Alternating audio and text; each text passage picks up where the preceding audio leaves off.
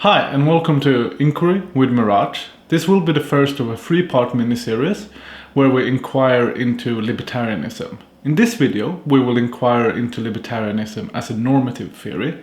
In the second video we will investigate libertarianism as a theory of justice. And in the final video we will look at libertarianism as a theory of governance. When I say libertarianism as a normative theory, I mean as a theory of what constitutes right and wrong actions. So according to libertarianism, a right action will be an action that does not violate someone's negative rights, and a wrong action will therefore be an action which violates someone's negative rights. This much makes sense, right? And from this they get this principle of rightness and wrongness that reads something like an action is right if and only if it does not violate someone else's negative rights.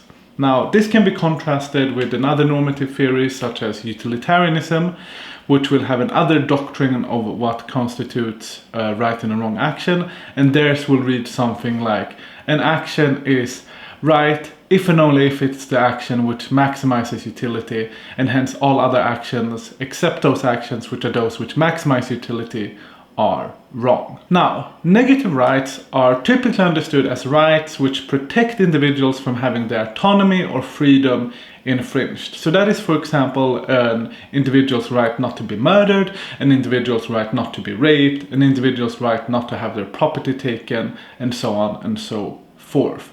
These rights, as noted, are typically seen as being grounded in an individual's overarching right to autonomy or to liberty or freedom.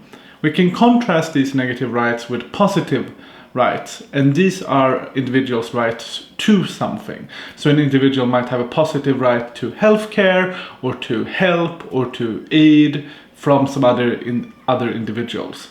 Now, of course, before we move on to evaluating whether libertarianism as a normative theory of what constitutes right and wrong actions makes sense, let's just note an important piece of nuance here, which is that, of course, libertarians will reject the negative rights and positive rights distinction. They don't believe that there is such a thing as positive rights, so in their principle of what constitutes a right and a wrong action, it would actually only read something: an action is wrong if and only if it violates someone's rights, and an action is right if and only if it does not violate someone's rights. But just for the sake of clarity here, it's important to add in the piece of this negative and positive right distinction as to be able to understand how libertarians conceptualize their notion of rights. Okay, so with this in mind, let's now move on to evaluate libertarianism as a normative theory.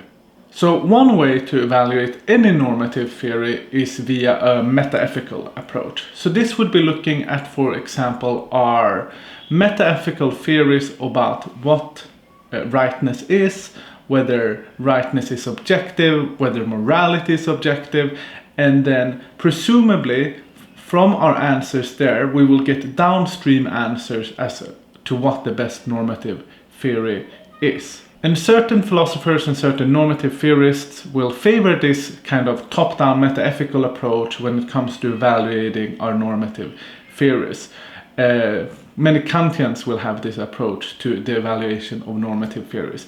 And to a certain extent this makes perfect sense, right? Because presumably our answers regarding what rightness is, whether rightness is objective, whether goodness and badness are objective, and the arguments which we use to generate these answers and overcome certain metaethical challenges to the notions of morality being objective, to the notion of there being even such a thing as rightness and wrongness in the first place, will actually give us some answers regarding what the true and correct normative theory is. Now, the problem with this type of evaluation, and why it's an evaluation I don't think makes sense for most people to have when it comes to considering what they think the correct normative theory is that, well, I just don't think there are true and profound, solid and robust meta-ethical answers at this point in time. Or at least that's my impression from reading the philosophical literature, but hey, what do I know? I'm actually only just a PhD student in analytical philosophy, so I could be wrong about this, but at least that's my opinion.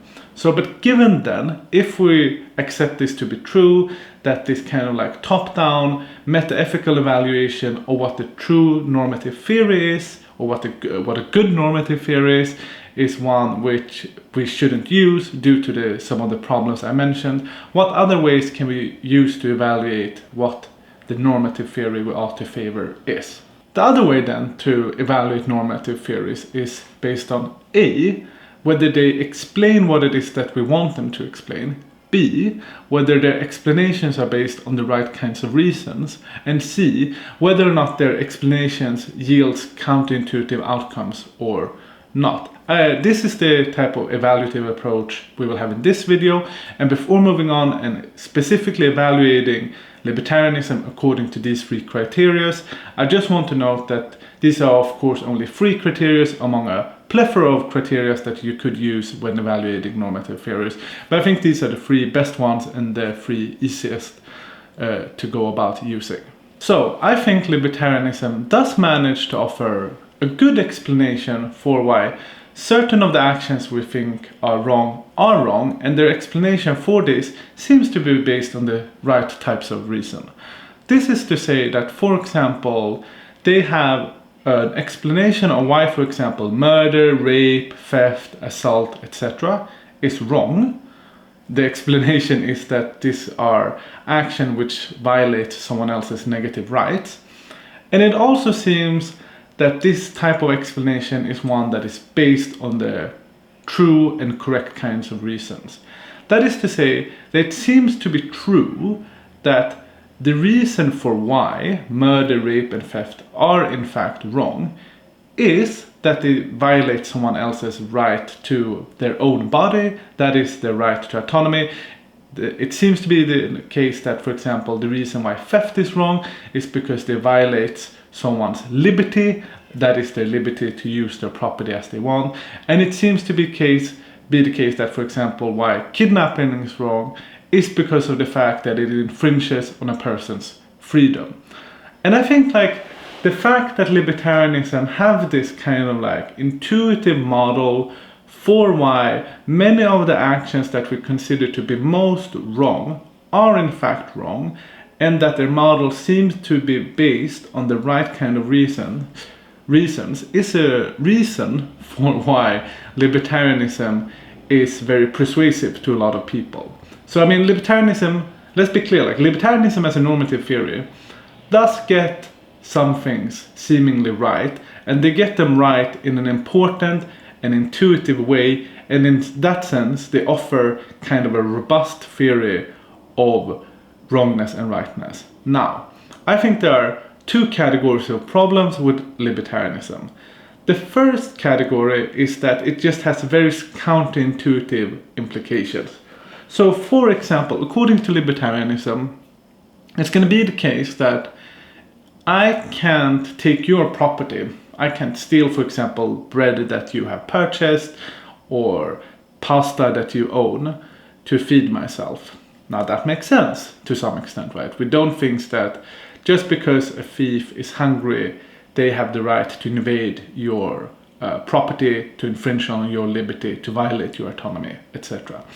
But let's say, for example, that the only way me and my family could survive, the only way me and my extended family could survive, so we're talking about 20, perhaps 30 people here, we can just stipulate this to be true, would be if I could break into someone's house and take their pasta.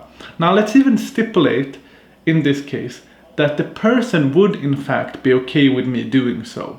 But the person isn't there at the moment because they're at their other house or something like that.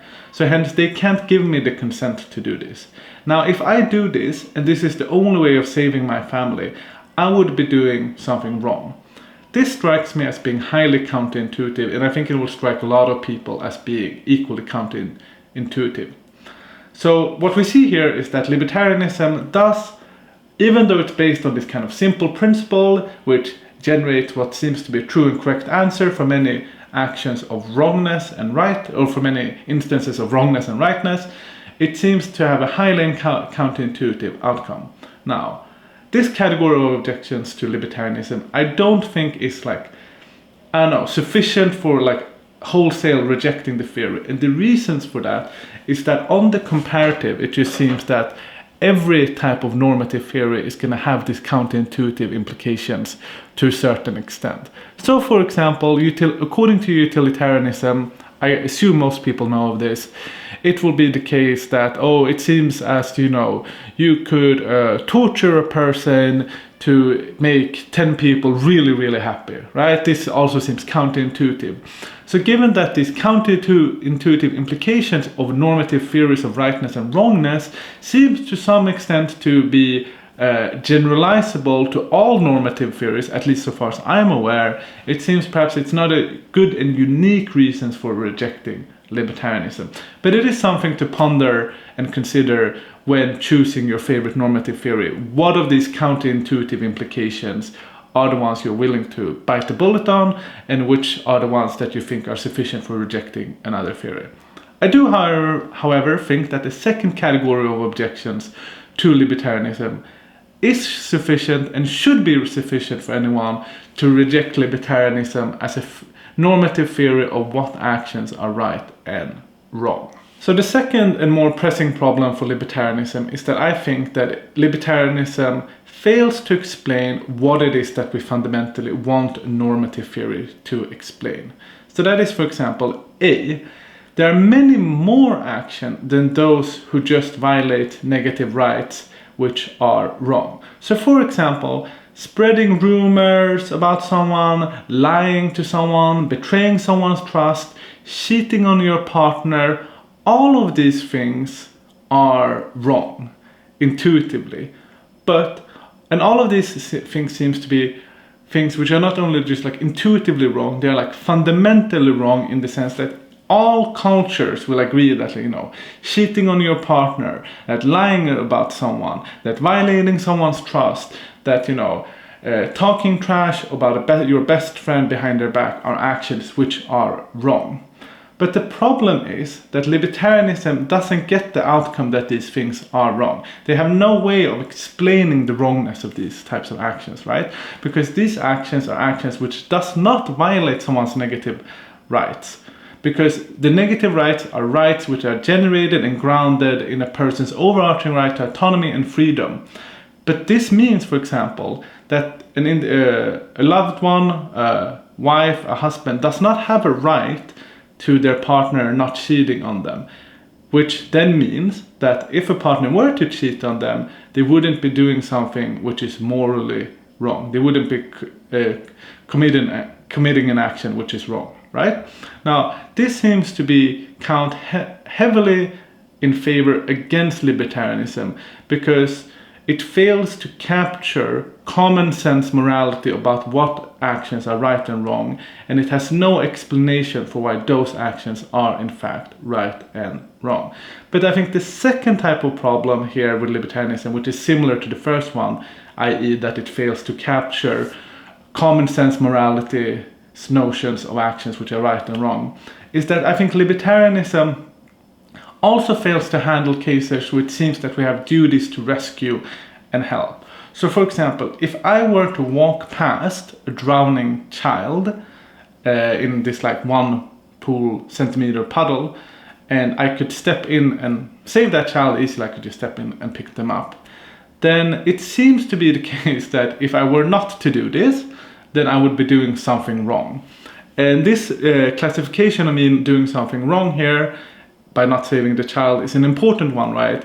Because it seems that we are blameworthy if we were not to do this. It might even seem that we are liable to certain types of condemnation and reparations if we were not to do it. And it seems like society would have a good basis to scorn us for not saving this child when there was no cost to herself. But again, notice that libertarianism doesn't generate this type of duty to save the child, because again, according to them, right and wrong actions are solely explained in terms of not violating and or violating someone's negative rights. But by not rescuing the child, you are not violating their violating their negative right in any type of way. So you are not doing anything wrong. This again just seems to fail to fundamentally explain what it is that we want our normative theory to explain. I.e., there are all those instances, all those cases where it both A, seems that there are actions which are wrong, they seem to be universally agreed upon as being wrong, they generalize across cultures, and libertarianism can't explain why those actions are wrong. But B, it also seems to be those cases where it's obvious that we have a duty to someone else to help them to some extent, and not fulfilling this duty would be us doing something wrong. But again, libertarianism fails to explain these types of cases. And I take it then that these are sufficient reasons for rejecting libertarianism as a normative theory about what actions are right and what actions are wrong, because it fails to handle what we consider to be the first pillar of a theory to handle, which is to offer an explanation of all those instances in which we want the theory to offer an explanation, right? So yeah, this just basically sums up the first entry into libertarianism, i.e. the entry into libertarianism where we evaluate it as a normative theory. I think, and it seems to be the case, that we have good reasons for rejecting libertarianism as a normative theory about what actions are right and wrong. I do, however, just want to note that I do think that libertarianism as a principle of justice, that is what actions are just and unjust, makes more sense. And that is of course what will be the topic for the next video in this channel in our 3-part miniseries on libertarianism. Yeah, and I guess that's it for now. So if you liked this video, if you found it useful, if you found the content to in some way be engaging, like and subscribe or whatever. And I will be back shortly with a video on libertarianism where we investigate whether or not it makes sense as a theory of justice.